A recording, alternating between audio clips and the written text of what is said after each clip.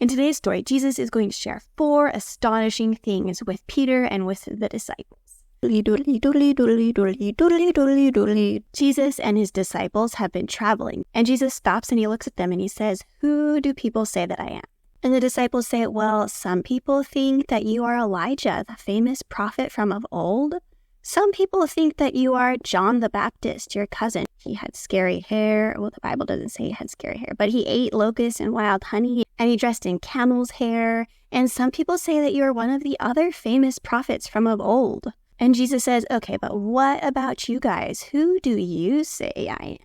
And Peter says, "You are the Christ. You are the Son of the living God." And Jesus says, "Wow, Simon, son of Jonah, you are blessed, because you know what? This was not revealed to you by men. No, this was revealed to you by my Father in heaven.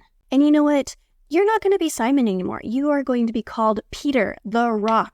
And on this rock, I am going to build my church." And he says, "You know what? The church is going to go up in battle against hell itself, but the gates of hell will never overcome the church. And I am going to give you the keys to the kingdom of heaven. And if there is anything on earth that you bind, it will also be bound in heaven. And if there is anything on earth that you loose, it will also be loosed in heaven." And Jesus says, "Be careful that you don't tell anybody that I am the Christ, the Messiah."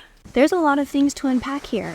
I feel like for me, this story brings up a lot of questions, and I would love to hear what you guys have to say about that. What do you think that this passage is teaching us about God and about humanity? Is there anything in your life that needs to change because of this passage? Or is there anyone you can think of who would benefit from hearing this story? Definitely go and share it with them and see what they learned from this story.